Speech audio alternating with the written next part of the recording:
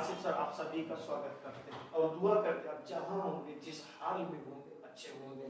ये छोटा सा क्वेश्चन है बेटा एसएससी सीजीएल 10 सितंबर शिफ्ट 2 का 2024 का, जो कि एसएससी सीजीएल टियर 1 में पूछा था। इसका मतलब यही पैटर्न सीएचएसएल ग्रुप डी हर जगह बनता चला जाएगा।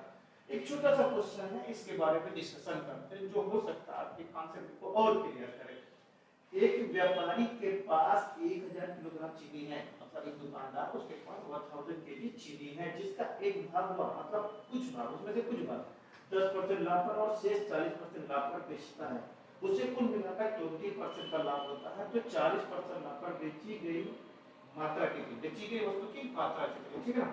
देखो बेटा अगर हम इसे एलिगेशन हल करने का तरीका समीकरण के थ्रू भी हल होगा, एलिगेशन लगाएंगे। अच्छा कॉन्सेप्ट है जो आपको समझ में आएगा, तो थोड़ी देर समझिए इस चीज को। मतलब व्यापारी था, इसको दो भागों में बांटा। कितने भागों में? तो पहला भाग और दूसरा भाग। देखो नो प्रॉफिट नो लॉस का मतलब 100%। कितना पता है? 100%। पहले भाग को 10% लाभ पर बेचता है, तो 10% का मतलब कितना हुआ? 10% हुआ।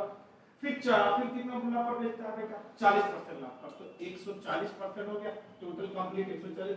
20% ओवरऑल 20% का मतलब 120 आएगा, ठीक है ना।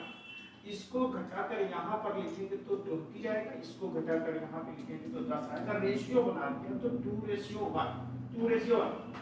इसका मतलब जो 10% लाभ पर बेच रहा था, जो 10% लाभ पर बेच रहा था उसमें से 2 किलो निकाले, और जो 40% लाभ उसमें से 1 किलो मिला ले।